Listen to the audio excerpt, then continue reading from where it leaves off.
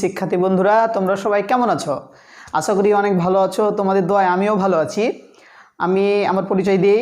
আমি মোহাম্মদ ওয়াহিদুল ইসলাম, প্রভাষক নগবন সরকারি কলেজ এবং অঙ্কুর কোচিং সেন্টারে বিজ্ঞান বিষয়ক সাবজেক্ট নিয়ে আলোচনা করি এবং একটু গবেষণা করার চেষ্টা করি। ঠিক আছে, আজকে আমি তোমাদের একটা গুরুত্বপূর্ণ সাবজেক্ট যে বিজ্ঞান, যারা সবাই অনেকেই ভয় পায়, ঠিক আছে, যে বিজ্ঞানে কীভাবে ইলেকট্রোবিন্যাস করবো, কীভাবে প্রোটন সংখ্যা মনে রাখবো, তাই না? তো এগুলো নিয়ে আর কোনো ভয় নেই।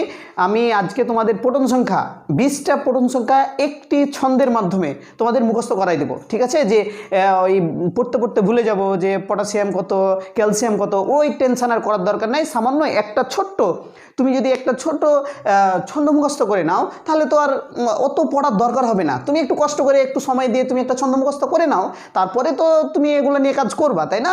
তো আজকে আমি একটা ছোট্ট তোমাদের ছন্দ দিয়ে প্রোটন সংখ্যা অর্থাৎ পারমাণবিক সংখ্যা সম্পর্কে তোমাদের ধারণা দেবো। ঠিক আছে, তাহলে আমরা পারমাণবিক সংখ্যাটা কি সেটা আগে আমরা জেনে নিই। ঠিক আছে, তার মানে কোনো মোলের যে প্রোটন সংখ্যাগুলো অবস্থিত থাকে সেগুলো হচ্ছে পারমাণবিক সংখ্যা, অর্থাৎ পারমাণবিক সংখ্যা এবং প্রোটন সংখ্যা একই জিনিস।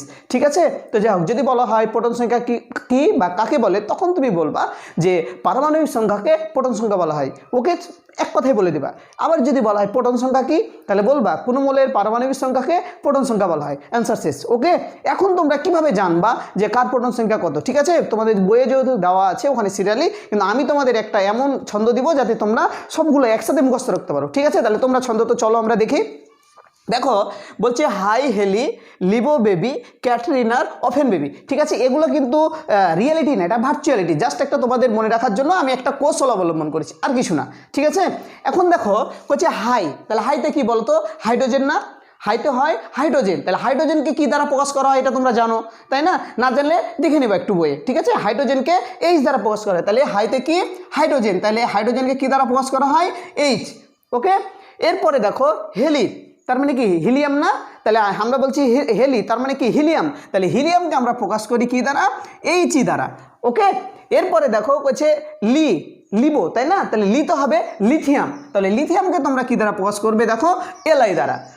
বুঝতে পারছি যে হাই হেলি লিবো, তাহলে মানে লিথিয়ামকে কি দ্বারা প্রকাশ করা হয়? এল দ্বারা। ঠিক আছে, এরপরে দেখো বলছে হাই হেলি লিবো বেবি, তাই না? তার মানে বেতে কি হবে? বেরিলিয়াম। বুঝতে পেরেছো? বেতে হচ্ছে কি বেরিলিয়াম। ওকে, এখন দেখো হচ্ছে বি, তাহলে বিতে বোরন, তোমরা জানো, তাহলে বিতে কি হবে? বোরন, মানে বি। বুঝতে পেরেছো? এরপরে দেখো হচ্ছে ক্যাটরিনা, তাহলে সি কার্বন, তাই না? তাহলে কার্বনে হবে কি? সি। তাহলে কার্বনকে আমরা জানি যে কার্বনকে কি দ্বারা প্রকাশ করা হয়? সি দ্বারা প্রকাশ করা হয়। ওকে, এরপরে দেখো এখানে একটা শব্দ আছে দন্তান্বয়কারে না, তাই না? তার মানে কি নাইট্রোজেন না? নাইট্রোজেন হলে দন্তান্বয়কারে না, তার মানে এটা হচ্ছে কি নাইট্রোজেন। বুঝতে পেরেছো? এরপরে দেখো ও, মানে অক্সিজেন, অক্সিজেনকে কি দ্বারা প্রকাশ করা হয়? ও দ্বারা, তাহলে তুমি ও লিখে নাও, তার মানে হলো। এরপরে দেখো হচ্ছে এফ কি ফ্লোরিন, তাহলে ফ্লোরিনকে কি দ্বারা প্রকাশ করা হয়? এফ দ্বারা প্রকাশ করা হয়, তার মানে দেখো এটা হচ্ছে ফ্লোরিন। ঠিক আছে, এরপরে দেখো এন, মানে নিয়ন, তাই না? তাহলে নিয়নকে কি দ্বারা প্রকাশ করা হয়? NE দ্বারা। তোমরা কি বুঝতে পেরেছো? তাহলে দেখো 1 2 3 4 5 6 7 8 9 10, তোমার 10টা মৌল মুখস্থ শেষ। তোমার 10টা মৌল মুখস্থ শেষ এবং 10টা মৌলের প্রতীক মুখস্থ শেষ এবং 10টা মৌলের দেখো সিরিয়ালি মুখস্থ এবং 10টা মৌলের তোমার প্রোটন সংখ্যা পারমাণবিক সংখ্যাও মুখস্থ হয়ে গেল। তাহলে কিভাবে দেখো সিরিয়ালি বসাবা? 1 2 3 4 5 6 7 8 9 10, এই যে প্রোটন সংখ্যা মুখস্থ শেষ।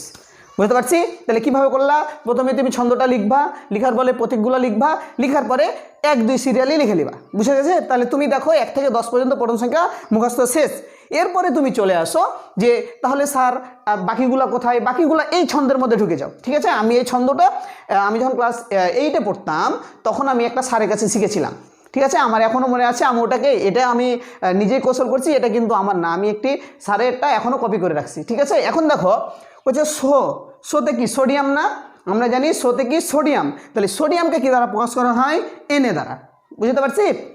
এরপরে দেখো মাতে কি ম্যাগনেসিয়াম, তাহলে মাতে হচ্ছে কি ম্যাগনেসিয়াম, তাহলে ম্যাগনেসিয়ামকে কি দ্বারা প্রকাশ করা হয়? Mg দ্বারা।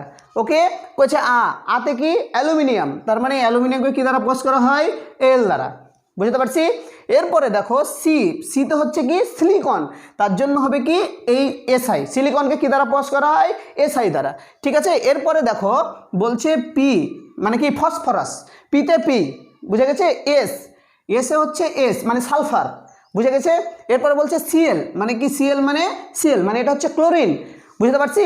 এরপরে দেখো তোমরা দেখো যে এটা হচ্ছে কি মানে কে মানে এই যে কে, বুঝে গেছে, মানে পটাশিয়াম, বুঝে গেছে। এরপরে দেখো ক্যালসিয়াম, এটা। এখন তোমাদের মনে কোশ্চিন হবে যে তাহলে স্যার মাঝখানে যদি 11, তাহলে দেখো 11, 12, 13, 14, 15, 16, 17, তারপরে 19, 20। এখন তোমাদের মনে কোশ্চিন হবে যে এখানেকার মৌলটা কই, 20 নম্বর মৌল 18 নম্বর মৌলটি কই। তাহলে 18 যদি তুমি বানান করো, দেখো এটা তো, তাই না, তাহলে আসছে না, তাহলে 18 নম্বর মৌলটি হচ্ছে আর্গন, বুঝে গেছে। 18 নম্বর মৌলটি হচ্ছে কি আর্গন, তাহলে আর্গনকে এ আর দ্বারা প্রকাশ করা হয়, এটা হচ্ছে কি 18, বুঝতে পারছি। তার মানে দেখো তোমরা কিন্তু 1 থেকে 20 পর্যন্ত তোমাদের প্রোটন সংখ্যা মুখস্থ শেষ।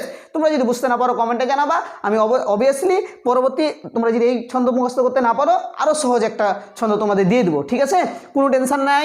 এর পরবর্তী ক্লাসে আমি তোমাদের ইলেকট্রন বিন্যাস শিখাবো, যে কীভাবে তোমরা ইলেকট্রন বিন্যাস করবা, কোনো ভয় নাই। এবং বিজ্ঞানটা এতই সহজ জিনিস, তোমরা দেখলেই বুঝতে পারবা। পরবর্তী ইলেকট্রন বিন্যাস শেখার জন্য তোমরা পরবর্তী ক্লাসে এবং সাবস্ক্রাইবার করে আইকন বাটনে ক্লিক দিবা, সাথে সাথে তোমরা পেয়ে যাবা, ঠিক আছে।